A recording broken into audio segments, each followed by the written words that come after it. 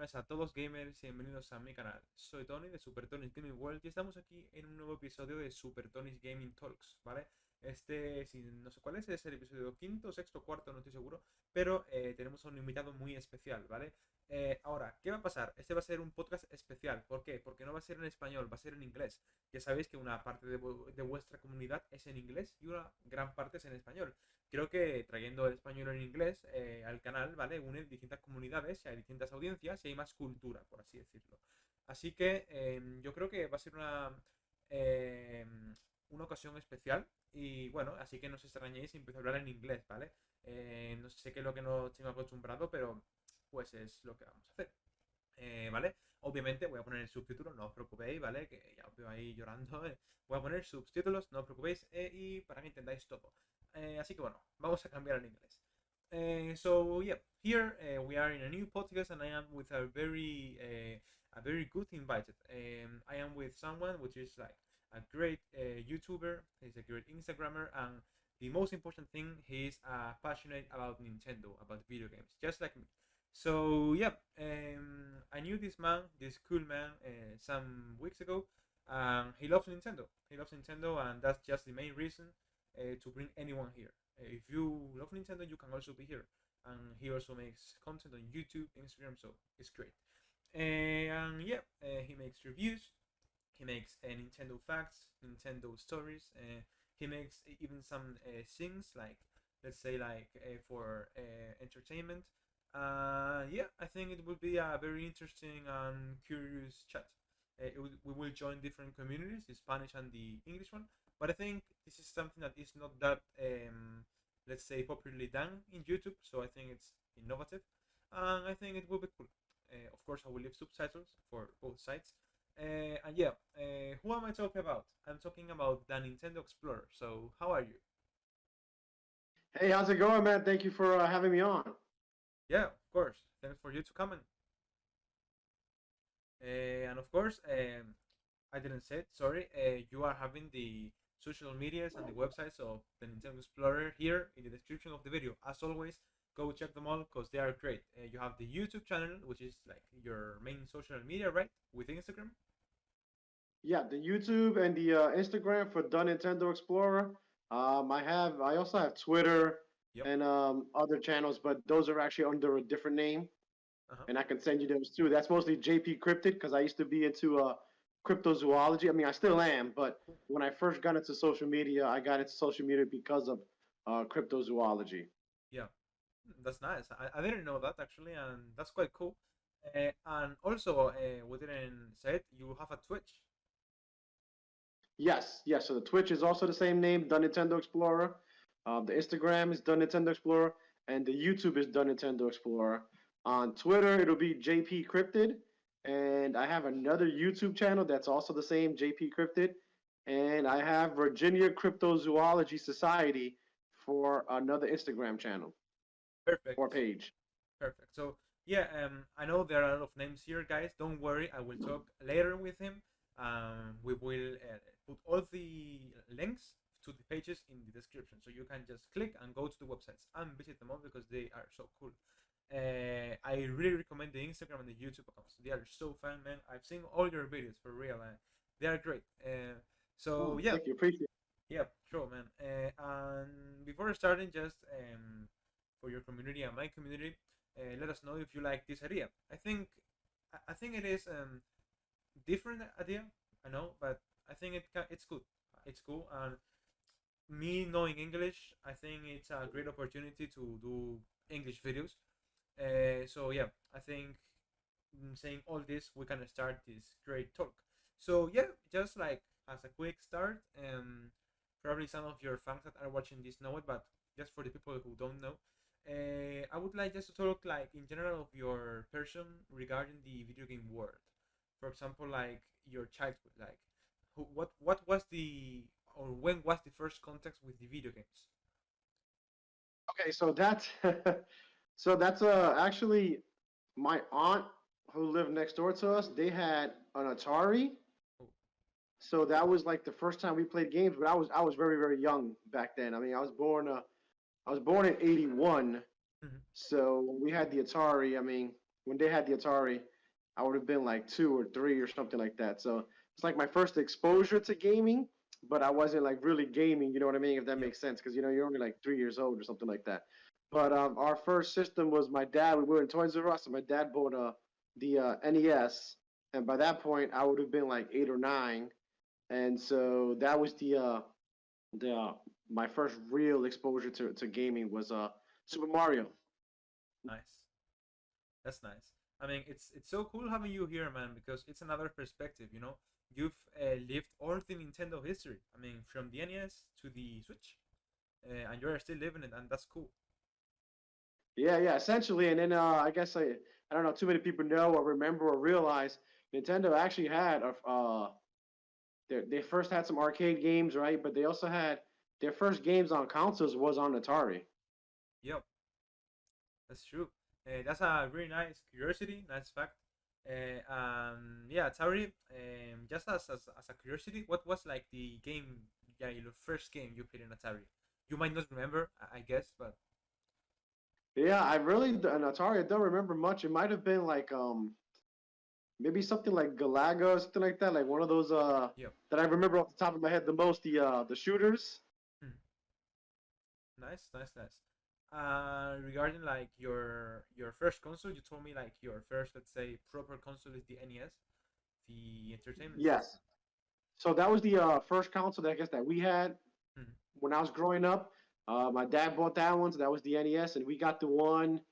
I don't because I don't know if you remember, but Nintendo released a few different packages back in, Yep. and we got one that was like it was 3 games in one, and it came with the zapper, and it came with a map where you could do like the running and the jumping, and it had the track meet on it.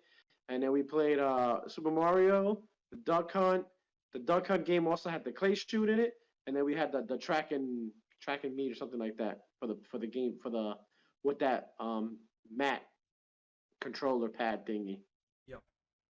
That's cool. I mean, like The Mario is first like, actual, yeah. I'm sorry, the first actual console that so those were bought by my parents, obviously my dad, and we would get a Super Nintendo and Nintendo 64. During the Nintendo 64 era is when I got my first job, and that's when I started buying my own games. And my first actual console that I bought myself was the GameCube. Oh, nice console though. Yeah, I mean, the N64 for me is like I wouldn't say my favorite Nintendo console because that's a tough decision to make, but I will include it in my top three. I think. Like, yeah, I think there's a little bit of bias for me. I try to tell people like, hey, it's one of my favorites, but also it was the time when I got my first job and I was buying my own Yeah. games for it. So it's one of the consoles that I had the most games for. Yep. Also growing up. That's nice. Do you remember any?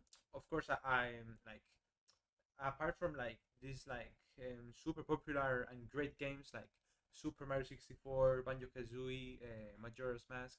Do you remember like special like anecdotes with some more like forbidden game, just like Quake or something like that? Oh, for the Nintendo 64, Yep. definitely. So my first actual game was it. So when we first got it, I hadn't gotten my job yet, but I skipped out on Mario 64 because my one of my neighbors had it, so I just borrowed it from him. My first actual game for the system, which was one of my favorites and it still is actually Turok. That whole Turok series, Oh, yeah. I have it like so. I have Turok 2, the Seeds of Evil, the Oblivion, the one that they did that was I think it was Rage Wars. Rich Wars. It was Yep. a multiplayer shooter. Those were that whole Turok series was probably my favorite. And then I mean, I know you said not the popular ones, but it's hard not to include it because Ocarina of Time was just Yeah. probably like one of my favorite games ever. Yeah, same for me. Like I didn't, of course, play it when it was released, but it has something special. You know, like I don't know what. Like, of course, you have like these great games, masterpieces in every Nintendo console that you love, but with Ocarina of Time, it's something different. It's like another feeling. You know, like going to I don't know Gerudo Valley, Kokiri's Forest, something I don't know. Yes, yes, it was like. I mean, for me, I mean, it might have been different for you, but for me, I was growing up in that time, and I was probably like I think I was a freshman in high school when it came out, and it was like exploring another world. Like just getting out to go out and do something else after school. Sure. I mean, I feel you. Like in those ages you had like the two like 16 bits games like Super Nintendo that all of course they were fantastic too, but that jump like to the 3D in something like Zelda was crazy. And something crazy would be also the camera, Yes. I guess.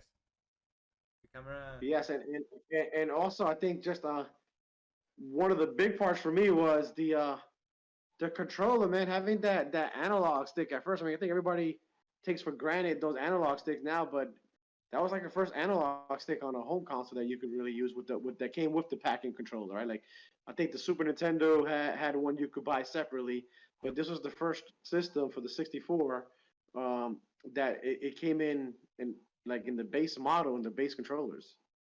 Yeah, I mean, the thing with the N64 controller, it's kind of like awkward if you compare it with other controllers, but the thing is that, like, I don't know, imagine you're like a gamer from, I don't know, Super Nintendo or even Wii. Well, Wii is awkward Mm-hmm. too, let's say Switch.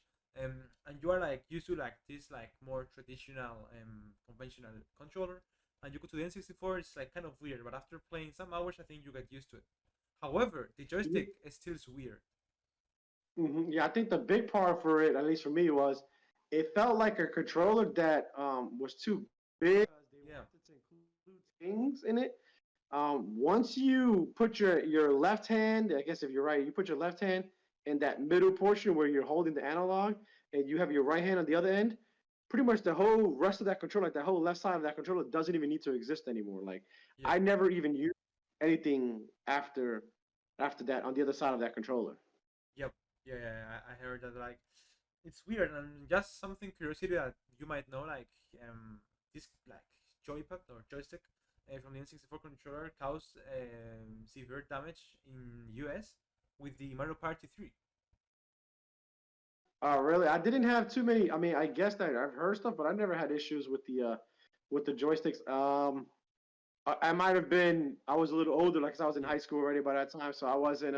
But I could see or imagine, yeah, younger people just getting a little too hype or a little too into it, really yeah. tugging on those controllers. I mean there are some like Actually, hold on yeah. 1 second. Okay, he's getting his 64 controller. Legendary moment.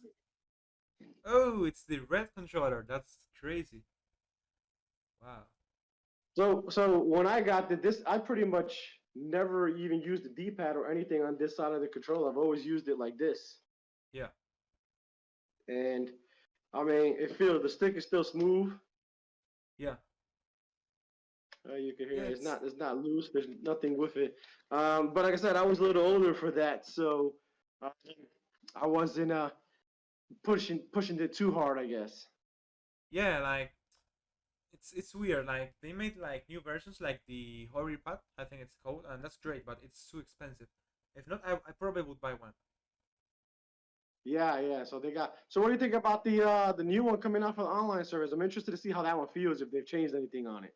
Yeah, like for the Mario Party 3, like like these hardcore mini games where you need to like move the joystick like at high speeds.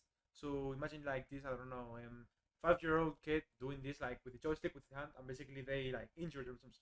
And Nintendo needed to pay like a lot of money for that. Hmm. Hmm. Like I said, I could see all that with like the 5, 6, 7, 8-year-old kids, 9-year-old kids, and Nintendo was pushing out Mario parties back then. There was a lot of different things to do, so it's like every year I think a Mario Party was coming out. Yeah, yeah, yeah, So they were putting a lot of wear on those joysticks every year. yeah. Yep. Talking about like more of the 80s and the 90s.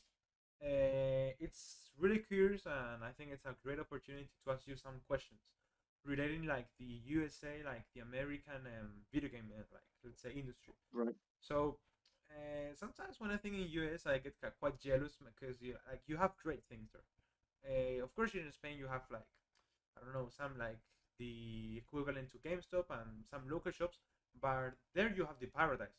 I mean, with respect of Japan, you have. I mean, you have even here in Spain there are no garage sales. Uh, Right, right. there are no garage sales.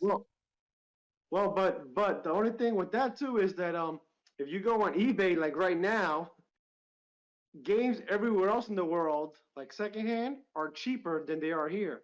Yeah. I mean, I was looking at some of the games, and we have games here that are $400, Well, and if you get them imported from Spain or Japan or something, that same game is $40. yeah. But Yeah. obviously you have to have the system to play that on. But it's like in America here, in the U.S. here, the prices of some of these retro games is like getting like completely out of hand.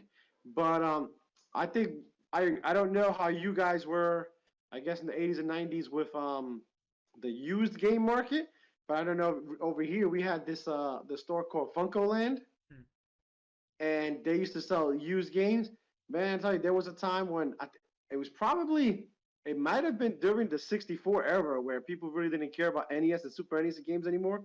And you could go into Funko Land and you could buy games for NES or Super NES for a dollar, Wow. 50 cents, $2. That's that's amazing. I mean, imagine getting like the first Zelda game, the golden cartridge for $2. That would be insane. I got what did I get? I got the Teenage Mutant Ninja Turtles, the Tournament Fighters, Yep. one time at Funko Land, not too far from me. And it was like $1.50. Wow. That's that's really ideal.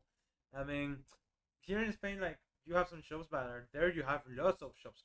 Like I don't know, you go like to a big city, even to a more like I don't know, small city, and I guess you find a lot of shops and local shops which are like the great deals because, for example, I don't know, video game store lines like GameStop have like the same tendency in prices, and they are like more up to date games. But in local stores, you can find anything, and you can find great deals.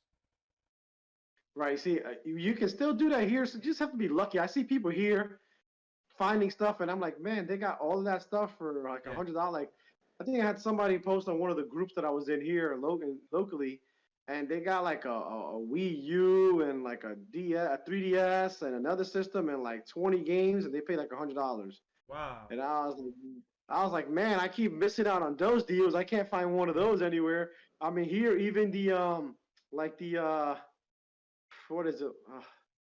Like a lot of the pawn shops and a lot of those other secondhand, even them, they don't even display the video games anymore.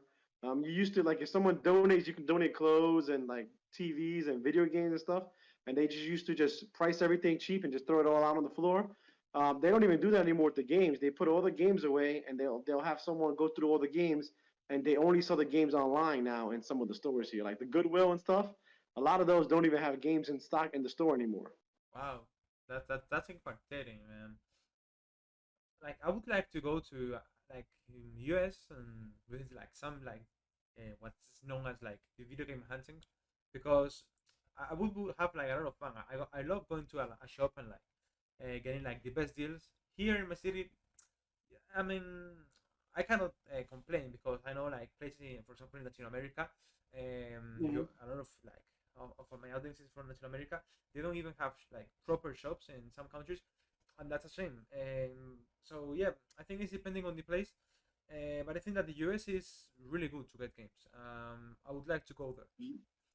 Yeah, you have to remember too, and I think I did a video on it. I don't know if you saw that one, the one Yeah, where I thought Nintendo was from New York when I was a kid because yeah, when we bought our NES, we got it at the Toys R Us over here, and then I remember uh, because Nintendo, they did their warehouse and everything in New York. So even though they're from Japan, at the time they used the warehouse in New York and everything, and so they decided to just sell in America. They were only selling the Nintendo consoles, or outside of Japan actually. They went from Japan to just New York, and they were only selling them in New York for a little while. So people would have to come from like Florida or other places to New York to buy it. And I remember we had my dad. People would send him money, and we would buy the NES, and then he would ship them out to Puerto Rico or to Boston or whatever. And I was like, why can't they just go to the store and buy it? And he was like, oh, they only sell this here. And then Mario was from like New York, supposedly, right? Like he got sucked in the sewer from yeah, Brooklyn. And then if you played one of the best games ever, Mike Tyson's Punch Out on the NES, that's like still one of my favorite games. The little Mac, he's from the Bronx, New York, just like I was. yep, So I was like, oh, this is all from New York. Nintendo is a New York company. Cool. yeah, It yeah. wasn't until later on that they were. I realized they weren't. But yeah, like you're right. A lot of the video game stuff outside of Japan, really took off in America because of New York. Wow. Yeah, man. Like New York and like let's say this, I don't know, USA, like Central Park had a really big role like in Nintendo expansion out of Japan. Like Yeah. the NES first proposal, which was not Famicom, was like NES, was like in US. So Hmm. yeah, I think it's really cool. And just like by the way, is that like from the video of the top five Nintendo memories? Oh no, that one was there was one where I did that. I said I thought Nintendo was from New York, but the top five Nintendo memories. That one was just going over some of my just the childhood stuff that we did, Yeah, and I know Donkey Kong Country was one of them in there. And I'm always asking my sister, I'm like, "Hey, do you remember this?" And she was like, "No." yeah, So I'm alone in that memory. I'm like, I remember this. We used to play when we played Donkey Kong Country, and the first time we beat Donkey Kong Country, and we thought it was over. We were celebrating, but King K. Rool wakes up at the end and comes back again. You have to fight him again. He killed me that first time we did it because I thought we won already. yeah. That one was in the top five memories. The one that I was talking about was one where I did. I thought New York was in. I thought Nintendo was in New York. I could probably Okay, okay, okay, okay. Again, super recommended these videos. They are cool. The top five Nintendo memories. It's really good. Oh, yeah, that one comes up. The top five Nintendo memories comes up first when you Yep. click on the channel. But shoot, let me see my New York. It might have been pretty early on too. Yeah. Oh yeah, that was actually yeah, it was only like four videos later. So that one was it says when I thought Nintendo was from New York, that was 6 months ago. So that was like 3 weeks after my top five memories. Oh, okay, okay. So there So you it's go. there's like one, two, three, four videos in between. So after the Nintendo memories, the top five Nintendo memories was four videos later. Oh, nice to know. You see, guys, you have dirty videos, and of course, I'm leaving it also here because they are so cool for me. Like the top five Nintendo memories is like probably one of my favorite videos of your channel. It's like experiences from the past, and that's really good to know. So yeah, and again, like moving on inside like the USA topic, just like in an overall, what would you say like for like new gamers, let's say people that want to get into the retro gaming tiering, and of course, even in late 2021, this could be a late time to start. But imagine they want to start. So, what tips, like essential tips, would you give them being in the USA market? So the USA market is gonna be a little bit different, and it just depends on.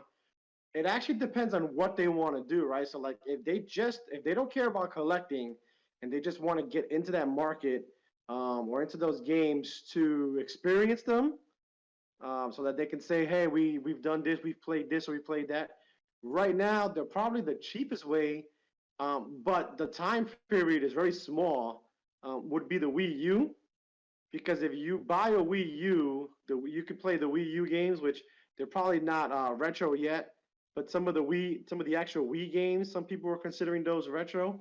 But also the virtual console, so the Wii U, has Game Boy Advance, NES, Super NES, Nintendo 64. Has all of those systems on it. It even has they even have like some of the Sega games and a bunch of other a bunch of the other like TurboGrafx and some of the Yep. other systems on it. So the Wii would be a better one to get into, but the Wii, unfortunately, Nintendo already stopped supporting that eShop, so you're not gonna be able to purchase anything. But if they didn't care and they only wanted to just like play the games or whatever, the Wii U would probably be best just because you can download a lot of those games for cheap Yep. on the eShop, as opposed to paying a couple $100 for certain games. Like I just did, I just downloaded not a retro, but from Wii U, I just downloaded the Devil's Third just so I could try it out. I Mm. never got to do it when it first came out, but that launched here in the U.S. as only a GameStop exclusive. So now, if you want to buy that game physical, it's like $500-600. but it's $30 to download it on the eShop and the Wii U. But if that's something you're gonna do, you need to get into that quickly because in January Nintendo will no longer support. Well, you can still download, but you can't add money. So by January they'll close off how much money you can add to it. So you probably won't be able to add games to that. Now, if you want to be a collector on the other end, if you want actual NES physical cartridges and all that stuff, I guess the best thing I could say is start slow, be patient, look around, and don't get boxed into paying a crazy price for something. Yeah, yeah, totally. And like with the retro game collecting market, I'm not an expert.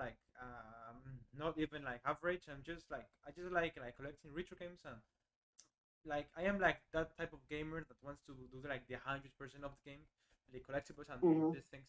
And like something that I notice like each year passing is that I see these people with I don't know like gigantic collections, and I say, oh my god, video games are getting expensive, more expensive each year. So it's like an anxiety career against money, you know. What I mean, it's kind of weird. And also the Wii U, a part of the online like system of the eShop, I think it's really a good console regarding collecting because as it is like a recent console, let's say, Mm-hmm. you know, like this video game value curve. For example, I don't know, you have like Wii U, Switch comes out, so the Wii U prices games go down, and probably Right. in 5 10 years they will go up again, and that is what Yes. happened exactly with all the consoles. So I think it's the best game to collect Wii U games. For example, I found the other day the Super Smash Bros for $5, and that's a really big deal. And a new copy of the sealed copy of the new Super Mario Bros. Wii U plus the Luigi U for $2. Mm-hmm. And that in Yeah. 5 10 years will go crazy. Yeah, and I think a lot of people are forgetting too. So one of the big things about collecting any, not just the systems, but the games too, is how many are going to be like surviving in a few Yep. years. And so if you have something like, say, for example, the DS, the Nintendo DS, I mean, Nintendo sold 150 something million of those. So there's going to be a lot of those around for a while. Even if half of those break, you still have 75 million of those floating around. You know what I mean? Yep. The same thing with the Wii. You can still find Wii's cheap, and they're starting to kind of they're close to being one of the retro consoles already because it's been quite a while. Yep. They're borderline getting there, but you can probably get a lot of those cheap still because they sold 100 million. When you get to the Wii U, they only sold like 12 or 13 million. So if you think about that, 5 or 6 years, you might only have 6 million of those floating around. It's going to be harder and harder to find Totally. those on sale secondhand. Yep. Yeah, I mean, talking about the Wii, I love the Wii. In fact, it was my first like game console, TV game consoles. Of course, then I moved like to the N64, but like revisited it for the first time. But the Wii was like my first proper console. So I know a lot of people say it's like game trash. It's not like it's more like familiar. But Mm-hmm. I really like the games. Like even you can find really good games, and yeah, I really like it. And I think it's what you say. I think you need to keep a balance when collecting.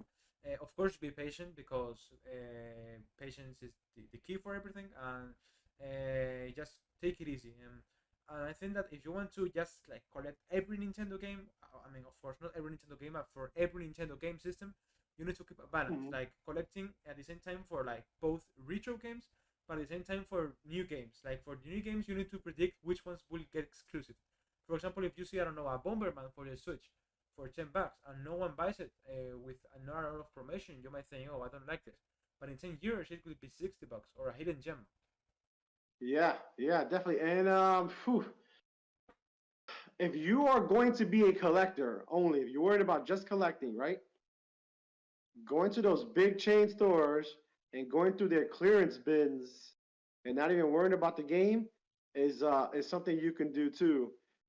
There was a game, and it's funny. I always get upset about it.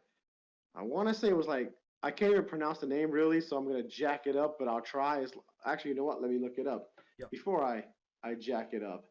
But it's like it was like a game with like a robot dog. Robopon? it was like Solo to Robo, like Red the Hunter or something like that. Uh-huh. And I went. It was actually a pretty highly rated game. And man, they had that at I want to say it was Walmart, but don't quote me on that. It could be one of those other like Kmart or something. And it was something like $2 or $3 on the. And I was like, you know what? I'll come back and grab that. I didn't feel like I wasn't gonna get anything else. I didn't feel like waiting online just for that. So I was like, I'll come back and grab it. And then I just never got around to it. It was someone else bought it. It got sold. Not that game is like a couple $100 now because they didn't sell well. Yeah. Even though it did really well, even though it rated well, it just didn't sell well, and so they didn't ship off a lot of copies. So it's like under those one of those rare games, you know. Yeah. Wow, man, So if you that's crazy. so if you're trying to be a physical collector, just picking up stuff from the bin Yeah. just to put it in the back somewhere Yeah. is the way to go. Yeah, yeah, totally. In like in that way of like DS games going like crazy of price, I feel lucky because I have like I'm like a really big fan of Pokemon. I love Pokemon, and I got like when it was like when they released, I got like all the Pokemon Black, White, Heart Gold, Soul Silver, and now really this Heart Gold is not under $150, or at least in Europe. I mean, it's going crazy high in price, and I think you guys need to maintain. For example, I think like the best deal I got. I mean, I'm just like I would say like I've just made like a really good deal in my whole life, which was for Demon's Crest. So I basically got Demon's Crest for $20. Okay, okay, that's pretty good then. That's really good. And when I saw it, like it was like a local market. Like people went there and hey, I Hmm. have these things, and it was like this cannot be true. Like here in my city, Demon's Crest official for $20. So I say, hey, can I open the game? Just I want to see if it works everything. And I say this is going to be not official. And it was official. I mean, I studied or I knew like from beforehand like the things to make it official, and I was like blown away. But I think that the best thing is just like as you say to predict things. For example, like the Nintendo DS game, the Robotapon, and these things. Yeah, yeah. Just try to get out ahead. I mean, it's hard. I mean, it gets harder at some point because there's just so many games too, right? So, I mean, just try to get what you like Yeah, first. And I think one of the big things that when you're collecting, people are always gonna the popular ones, like the big ones that everyone's buying those, so you can always come back around yep, to those at some other point. It's the harder games, the ones that are not selling as well. Those are the ones you probably want to try to get first. yeah, Like, look, the game that I was telling you about that I saw, it was like $2 or $3. I didn't get it. Right now, if you get it brand new sealed, they're going for between $600 and $700. whoa, And man, an open one, just the game cartridge, not the case or nothing, is 260. that's really And crazy for a DS game. yeah, yeah. Um. So yeah, sometimes we miss out on a couple of Yeah, things. I wonder you regret that. Hmm. But I mean, things happen. For example, I Yep. don't I remember, and this is something that is like, oh man, I was stumped. I saw Conquer's Bad Fur Day. Like when I started collecting for or playing, let's say for the N64, I was like I don't know 9 years old, let's say. And yeah, I just bought the Super Mario 64, which is the game that everyone said is the must-have game, Majora's Mask. And I also saw Conquer's Bad Fur Day for $5, and I say, yeah, this game is it doesn't look good, and now I regret that totally. I mean, yeah, but I mean things Oh yeah, happen. now it's a couple $100 now. Yeah, yeah, yeah. I mean, I guess it just happens, and it is what it is. We just learn from mistakes and we continue. Yeah, I actually had worse because I had Conkers, Bad Fur Day. I had a few Banjo Kazooie and all those, and like I said, I was buying video games for my 64 every week, and I had um, what I used to do is they used to sell these blue cases. Yeah. I used to throw the box away.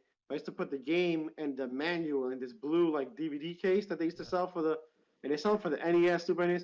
So I used to put all my games in with the manual, and I had gotten, I had all of my systems and everything. And one day I had actually traded I traded my original 64 that I had with a bunch of my games for Snake.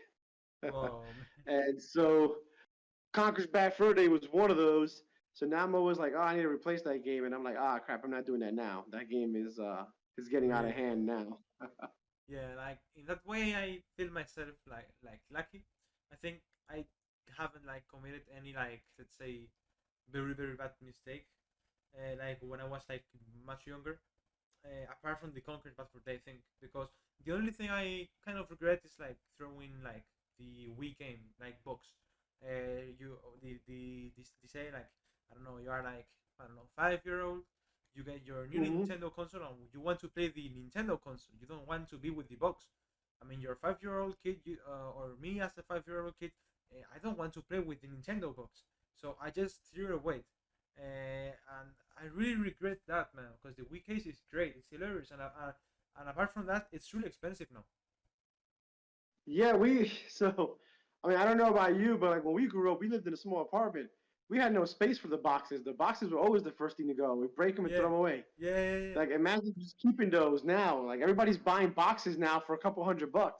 Yeah, and apart, they are good like collectibles if you like. Boxes like of Nintendo consoles, I don't have that much. I have the Nintendo Switch one and the 2DS one and the PS4, no more. And I really regret that. But you know, uh, Yeah, what else? that's like same thing. We have the I have my Switch box, Yeah, the Xbox Series S, yeah, and I don't even know. I might my new 3DS. I still have the box for those, but that's about it. All my other boxes are gone. Wii U, I might have the Wii U box. I don't even know. I doubt it, but I might. yeah.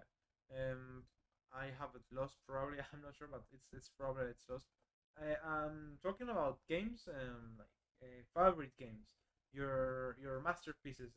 For example, if they are hidden gems, if they are like nostalgic to you, what would you say is like? I don't want to make you suffer with a top five best games because that's horrible.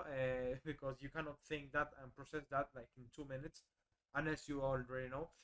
So just if you want to do a recap of some of your favorite video game franchises, like video games. I know you told me you like Mike Tyson's Punch Out. Punch Out, Yeah, definitely Mike Tyson's Punch Out. Still one of my favorite games. The whole Punch Out series is still one of my favorite series. All great games. I think all of them are great. If you can get your hands on the Mike Tyson's Punch Out, you're only gonna get another thing for the retro collecting. There's gonna be certain games that you're just gonna have to go back because now all the like all the redos of Punch Out and everything they don't have Mike Tyson anymore. So you're gonna have to go back and get the NES version of Mike Tyson's Punch Out so that at the end you can box against Mike Tyson. But that whole series is great and that's one of the best games for me. yep, Like I said, Turok, it could be biased, but Turok, I always loved that one. That was one of my. And I'm gonna try to throw out games that I mean, I know there's gonna be some games that a lot of people have played, but I'm trying to keep it from the super popular ones, right?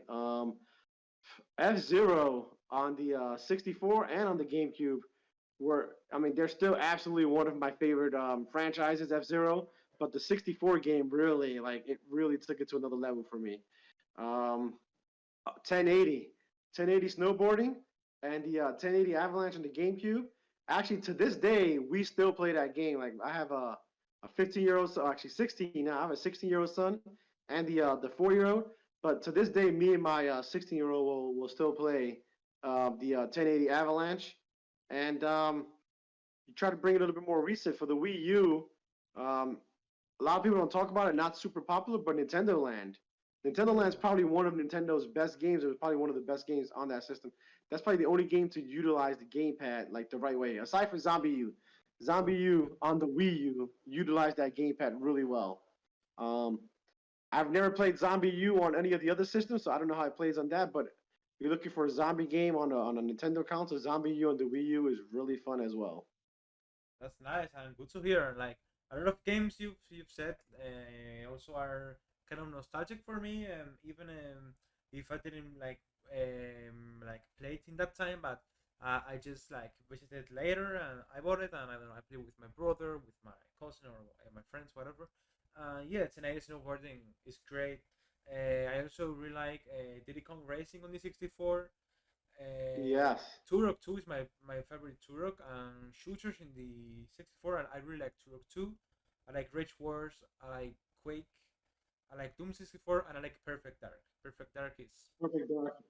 Perfect Dark is always a classic. So is GoldenEye, gold. right? Oh They yeah, also had. So there was a couple other games that weren't as you got Jet Force Gemini. Yeah, Jet Force Gemini. I have that one too still. We had Hybrid Heaven. I don't know if you ever played that Yeah, one. I haven't. So that was pretty decent if you get past what you thought. I thought it was going to be a different way going into it, and then I was like, what's going on? But once you get used to it, it's got a good story. I like the story, and you know what? It's funny. Actually, if you go back and play Hybrid Heaven, the story from Hybrid Heaven kind of reminds me a little bit of the Conduit on the Wii. Yeah, yeah. And what I'm trying to do, like you thought about Nintendo Land, and that's for me is great. I mean, these days when I talk with people of the Nintendo community, uh, they don't really not like mention the Wii U, and I wouldn't say it's my top five game console of Nintendo. I really like it, but not in my top five. But I really like the console. I mean, Nintendo Land is great. It's really original, it's really innovative. Indeed, I have it, but the thing is that it didn't have the attention like the use of Wii U and whatever. Mm-hmm. The Zombie U is great. It's also really original and a lot of games that are quite hidden gems in the Wii U that I am trying to get my hands on because in some years they will collapse in price. So yeah, you should get them now as a collector, for example. Yeah. I still have all of my Wii U games. I didn't get a, I mean, I didn't collect all of them, but I have a nice Wii U collection, Yeah, and I was like, maybe I don't need this game, but I was like, nah, you know what? I'll hold on to it because some of these games are gonna be, like, there's no reason to have Bayonetta for the Wii U and also the Switch, yeah, but I was like, nah, you know what? The Wii U prices, like I said, they're gonna go up at some point. And like the Wii U has a lot of I think that if you talk about hidden gems, I think the Wii U is one of those like just overlooked the entire system because people forget you can still play all the Wii games on it. So if you have a Wii, you can just get upgrade to the Wii U and you can play all your Wii games on it. yeah, And then you can do the Wii U stuff. You can download everything. I mean, it still has. You can play. I think two of the flaws with the Wii U that really killed the Wii U were Nintendo's insistence on everyone using the gamepad for something, and then people trying to just shoehorn gamepad. I mean, if a game is built for the gamepad, it's great, and if it's not built for the gamepad, then like don't force it in. Let the game be what the game is going to be. yeah, They didn't send out a proper message with some of that stuff, and um, they they just didn't deliver in the way that they needed to with it because I think one of the issues too was if you walk more than 10 feet away from your Wii U or there's something blocking it, the you'll lose connection. connection from your gamepad. And it's like if they would have had the technology at least back then to be able to get a little bit further distance wise with while still having connection with the gamepad, not like the Switch, like a handheld, you're not gonna go on a bus or anything, but if you can at least, walk to another room with it and still use it, and they would have delivered a better message. I think it would have been a lot more popular. We probably would have had a longer life cycle with the Wii U because they had a lot of good games. Yeah, yeah. I still think Splatoon and Mario Maker on the Wii U are better than the ones on the Switch. Oh, really? Yeah, I just have more fun with them. Oh, I'm not sure about Splatoon. Probably yes, but for the Mario Maker, I prefer the Switch game, but just for like I like the Wii U area of the 100 Mario's challenge, but the Hmm. Switch is like more complete. Like the Yeah, the Switch, online. the Yeah, Switch has more of it, but they took out. and it's just they took out some basic stuff that it didn't need to take out. Like they don't have the amiibo functionality the same Oh, way as that's on the true. Wii U. Mm. You know, on the Wii U, you can have fun where you can design a level based on a random character and scan it in, and then when you hit the power up, you know how you can turn into that character from the amiibo only on the Wii U, where Yeah, you could turn it. Heck, you could play the Mario Maker in the Wii U as the Badge Arcade Bunny, yeah, yeah, and you can't do any of that on the Switch version. And then of course, just because the gamepad had that stylus and everything that came with it, it was easier to really manipulate. You could really get finer into what you were doing. yeah, yeah. And I think, I think like when I love of Nintendo, I need to say that I like Sony games, so I like it, okay. But I really like much more Nintendo games. I'm a hardcore Nintendo fan, and I think that what I like of Nintendo is innovation. It might go well, it might go wrong, but they always innovate. They maintain the quality of the games through the history of Nintendo, always having more innovations in the games and in the consoles. The gamepad is a great innovation. The problem with Wii U, of course, like the gamepad idea and like the way they promote it, but also I think the name is a really bad part because telling Wii U, people might thought it's like, hey, it's like Wii Pro, so it's just like the same games but with I don't know better technical issues or whatever. I think that the problem is the Wii U. If they didn't have the Wii part, it would be better. Like the sales, it would be better. I don't know about the Wii part. I think if it didn't have the U part, maybe Yeah, it could have still had the Wii part. If they maybe, I mean, we'll never know, right? yeah, It's still to be a failure, but even if it would have been like, hey, the Wii 2 or the Super Wii or the Wii Next or something like that, right? Where people are like, oh, this is a two, this is a part two. Because I think, I mean, obviously everybody was talking about one of the failures was people were confused about it. A lot of people thought it was just you just go buy the gamepad and you could hook it up to your Wii, yeah, and you needed a whole new system for that. And so it definitely needed something different with the name.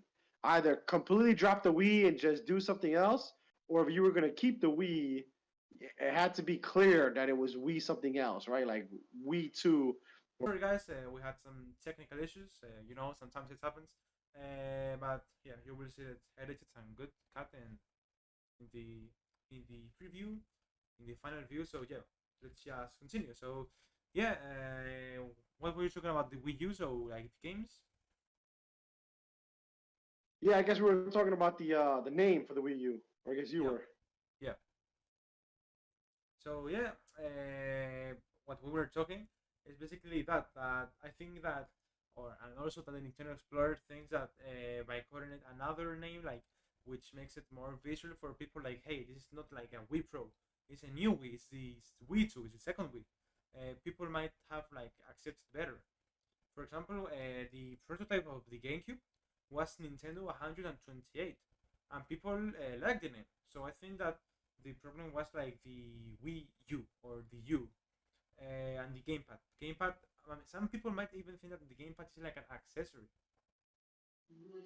Yeah, so a lot of people did think of the gamepad as an accessory, and I guess the way they showed it off, it actually looked like an accessory. It did. And I mean, certain people like me, since I'm Yeah. more into gaming and I'm always paying attention to it, I was always like, that's stupid. It's not an accessory. It's easy. It's clearly it's a different system. Yeah. But then when you go back a little bit, you start seeing why people think it's an accessory, and you saw the way they showed it off, the way they unveiled it. You're like, huh.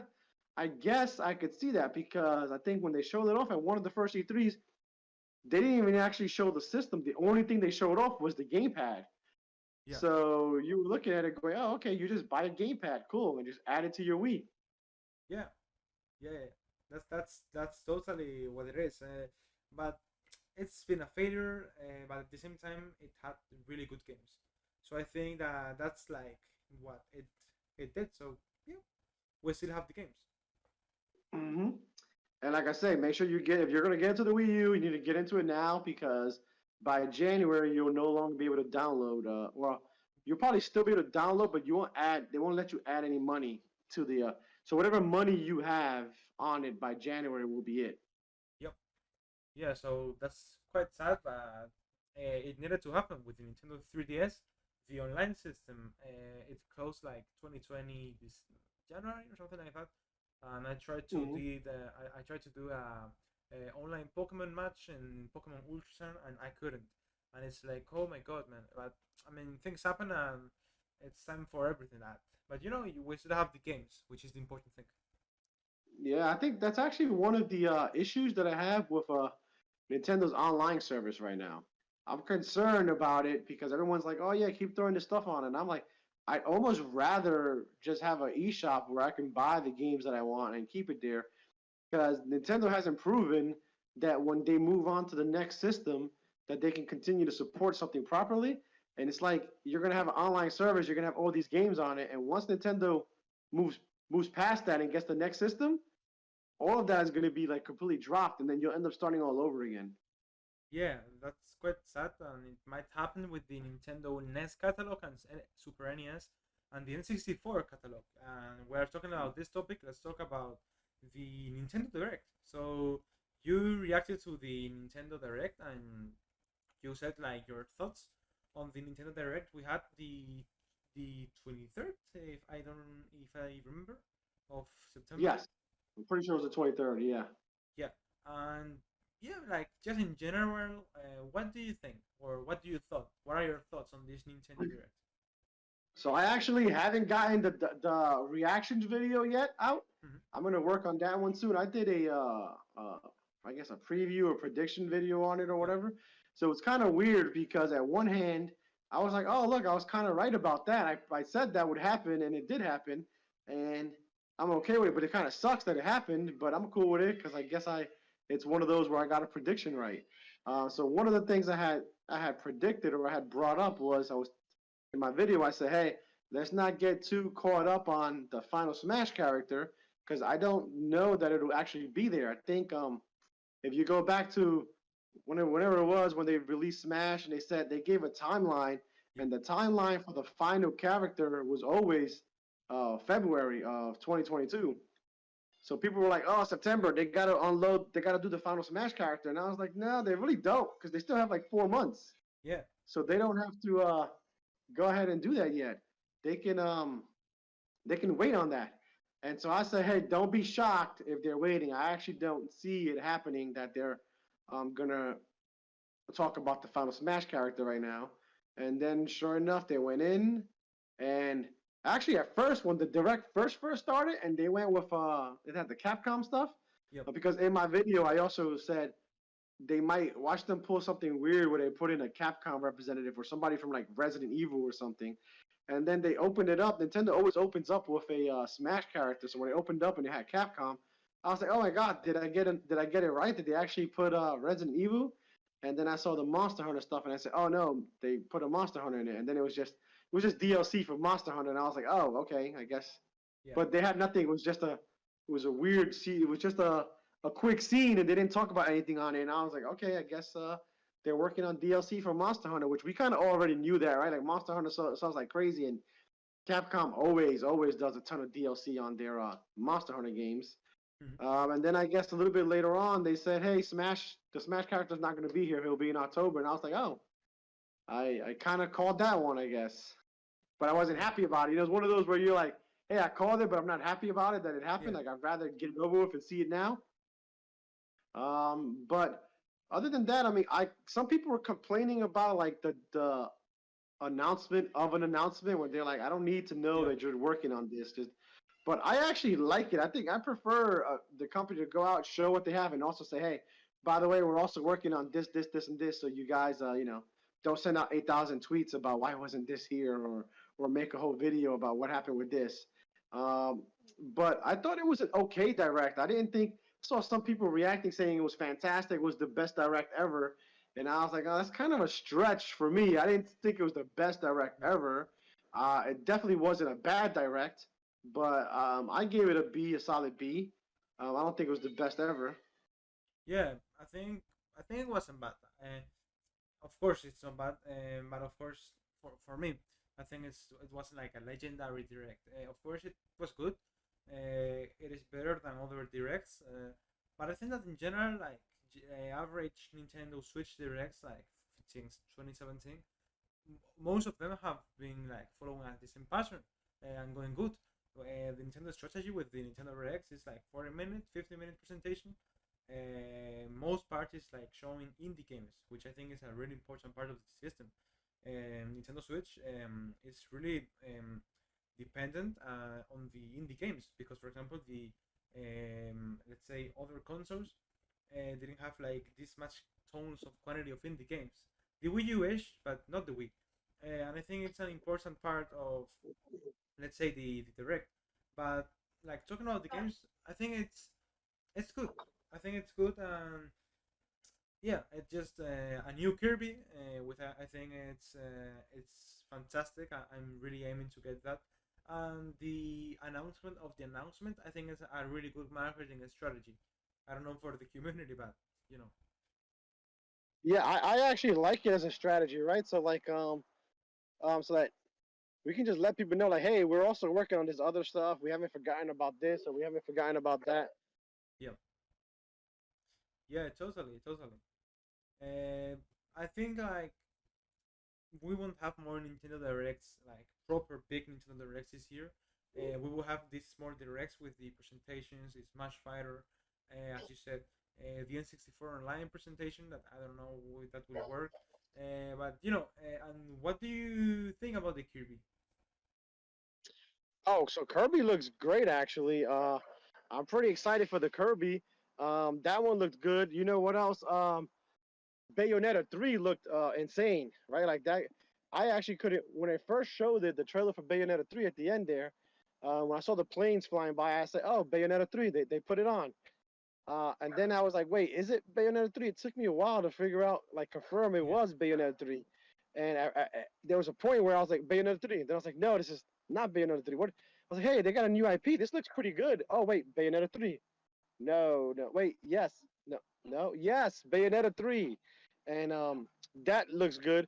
I think that for me the biggest disappointments for the direct was, um, I mean, they talked about stuff that we knew was coming, and that's obvious, right? And they showed off stuff for next year, which is also cool. But I think the issue that I had was some of the stuff that I kind of had hoped. Like I had just hoped that there yeah, would be like one more big secret for this year, and it's like Bayonetta 3, holiday. Nope, 2022.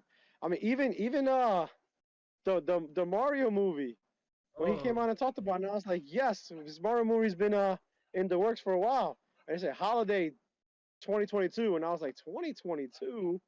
We yeah, still got to wait a whole another year and a few more months. yeah, totally. But mm, like like big secret reveal. It's not been like nothing. Well, the Kirby is a big game, because it's not like with Kirby. Nintendo in the last years, like many years, like 10, 20 years, has followed a pattern of not like like main series Kirby games. You know, it's more like Mm-hmm. spin-offs like Starlight, Clash Kirby, and these things. But this is like a really big game, and I think it's really similar to Mario Odyssey. I wanted a sequel for Mario Odyssey, but we got Kirby. Hey, and that's also great. So yeah, I think it's good. Yeah, I just think the whole trailer it looks really good, man. Like Kirby is somewhere, and like you just want to figure out already where he go, how he end up there, and what's Yeah, going on there. It looks yeah, like you could it. So every time I see something, I always like for some reason my mind will start clicking with something else, and I'll start comparing something to another thing I saw, and when I was looking at it, I was like, this reminds me of, and you may not have heard of this before, but if you can, just look it up or YouTube it or something. It gave me a little bit of Cadillacs and dinosaurs vibes. I don't know if you've yeah. ever seen that cartoon or that, and they had a video game on the Super Nintendo for it, and Oh, it has yeah, I have a couple of the comic books. It kind of had like some Cadillacs and dinosaur stuff where it was like the world got like just turned wild again, right? Civilization collapsed, yeah, and like he's going there. It looks like he's in a mall that's like overgrown with jungle stuff in there in one of the yeah, scenes. yeah, man. When I saw that, I saw what is a Pikmin game. Oh yeah, Yeah, like yeah, yeah. Like in Apocalypse. Pikmin, how like in the future it looks like it's different. Yeah, And But I like that giant gorilla he was fighting. I was like, that's a cool looking enemy right there. yeah, yeah, I think it would be great. Um, I was like disappointed, but at the same time I was happy. Like when I saw like the graphics, I first thought it was Kirby, like Pikmin. Then I saw like this tropical apocalyptic beach, and I thought it was a Donkey Kong game, you know. And I was like, Uh oh huh. my Uh god, huh. Donkey Kong 64 remake or something like that. And then I saw Kirby, and I said, oh, but at the same time I was like, oh great, Kirby. So yeah, I think it will be cool. So in my prediction video before it, I was like, February is a good time slot. Like February, March is a good time slot for like Donkey Kong or Kirby. Yeah, It'll probably end up being Kirby because I like Donkey Kong, so it won't be yeah, Donkey Kong. yeah, yeah, yeah. And it was Kirby, so they showed off Kirby, and I was like, oh, I guess I kind of got a second prediction right. But again, it was kind of one where it was like, okay, cool, but not so much. I'd prefer it to be Donkey Kong. Um, Donkey Kong Country on the Super Nintendo is one of my favorite Super Nintendo games. Yeah, it's really solid. Donkey Kong Country 3 for me is great. It's just and and the 64 Donkey Kong, so Donkey Kong 64. I actually never finished that one. I have it. I played through it, and I keep trying to play through it, and then I just keep stopping at a certain point. I'm like, yeah, I'll come back. yeah, man. For me, it's challenging. Like I played to 100% Super Mario 64, Banjo Kazooie, Banjo Tooie, but Donkey Kong 64 is like not difficult but challenging, you know. And Uh huh. Uh-huh. but yeah, I think it's nice. And just like changing of topics, moving on to the one of the last topics of this talk, I wanted to know about Pokemon. So I've seen some Pokemon videos on your channel and even some Pokemon posts on your Instagram. Some plushies, some figures, Pokemon cards. Do you like Pokemon? So my first actual Pokemon, I kind of missed out on the main part of Pokemon because I was a little bit older by that time. So I didn't play the originals on the Game Boy, and I never did Pokemon while I was in school. My first Pokemon was Black and White. That's the on the that's the first time I got into Pokemon, and I had wanted to get into it sooner, and it was one of those where I just never got around to it, right? Yeah, But once I got into Black and White, man, I got hooked. I was super addicted to it. man, you got And I know to that there's some Pokemon people with that don't like Black masterpiece. and White. I mean, Yeah, Black and White's masterpiece. there's Yeah, some people that don't like Black and White, but it was my first one, so I have like a little bit of a bias toward it. Plus, if you look into the bio of Pokemon, the Black and White, they kind of modeled it after New York City again. yeah, So I'm yeah. like, oh yes, New York City, the best one. Yeah, I mean, like Pokemon Black and White's inspired in like New York and the things, and I love it. I mean, I think it's Uh, Black and White too, also masterpieces. I mean, they are full of content, full of love, and you have like really a lot of innovations.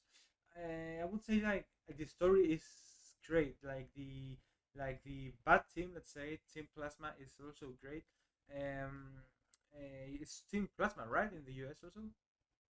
yeah, Yeah, yeah. So we also get I mean, so yeah, I'm behind. I mean, I'm catching up to it now, right? Like I did Sword and Shield. I've yep, got the Pokemon Snap now. yep. I'm gonna play the 64 one Mhm. when it comes. I missed it on the 64 too. I also missed out, and I had it and then just never played it. The for the GameCube. So the GameCube Pokemon was almost my first one. The Gale of Darkness. Ooh, that's the XD game, no? Yeah, XD. So that was almost my first one, but then I just never got around to it. So it ended up not being my first one. But then Black and White was my first one. And if we do a lot of our Pokemon videos, it's actually just us like trying to have fun. Yeah. So if you look at it, like I have a lot of animals in my yard, as you can hear all the noise and everything always in some of my videos, and so we try to do like a little mocking of Pokemon Snap and some of my Pokemon Snap in real life videos.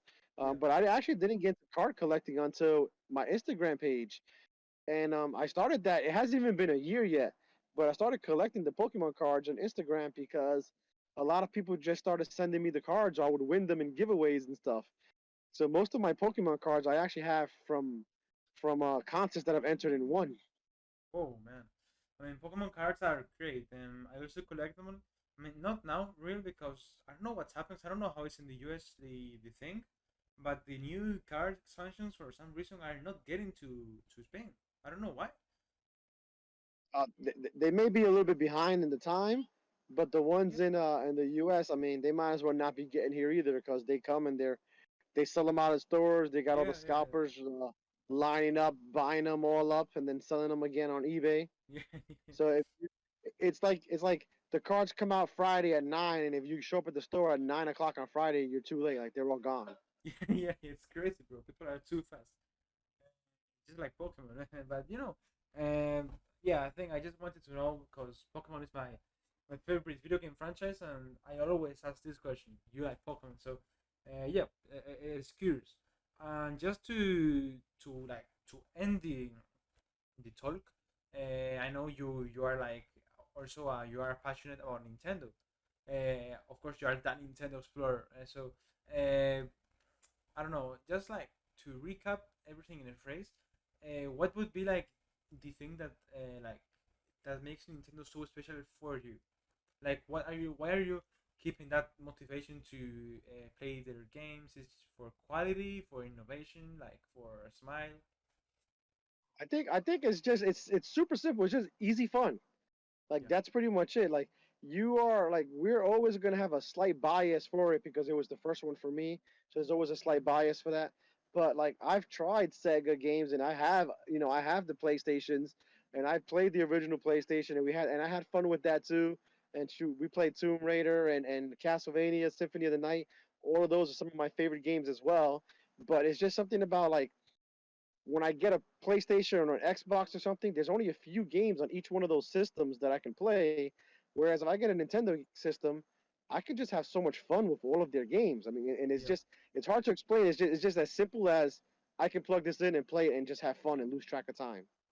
totally, totally. So I just wanted to know that because it's always good to see like the main like let's say a video game console like franchise that you like.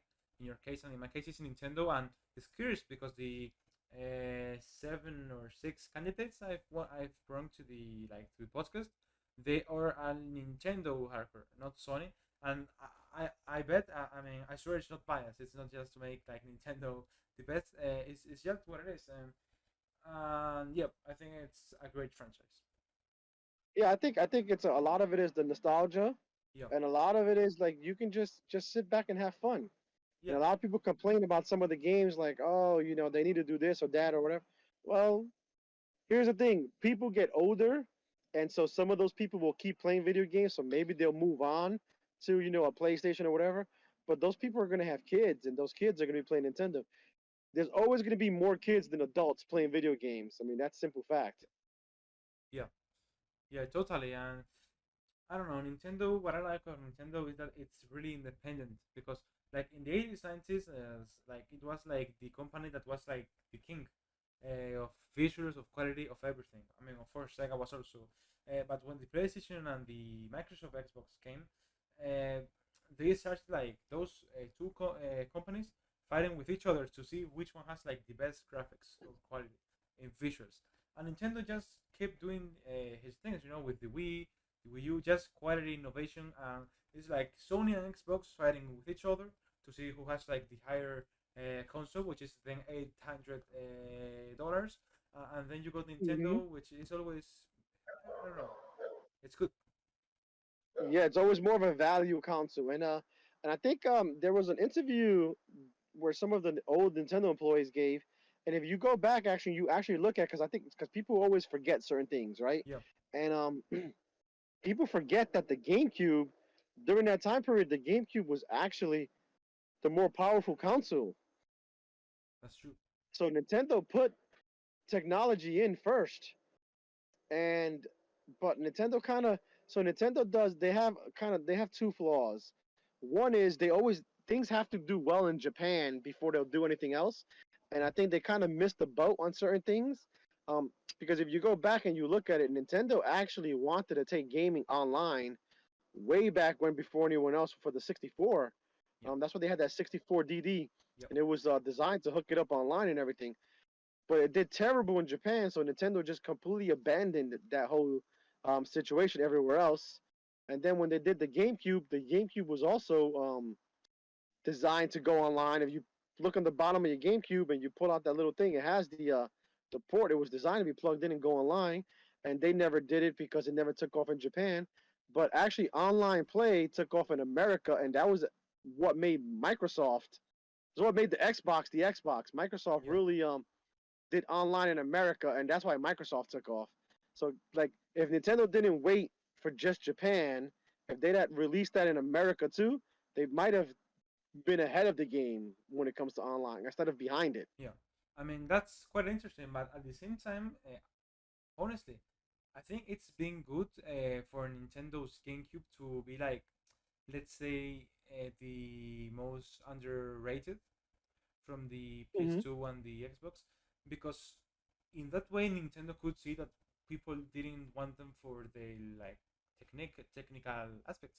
They Yeah, wanted they for didn't the want them for the games. power. Yeah, if they didn't Mm-hmm. continue like in the witty path of the game quality, they might be totally different now, and they might be doing Call of Duty number 83. You know, so Right, right, right. I think it's been good.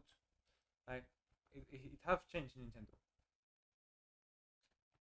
Yeah, because then they'll just be we'll have three systems doing the exact same thing. Yeah, yeah, and that's but yeah, but I think it is what it is, and also I think that it's been a great talk with you, and I think that we can conclude here the talk.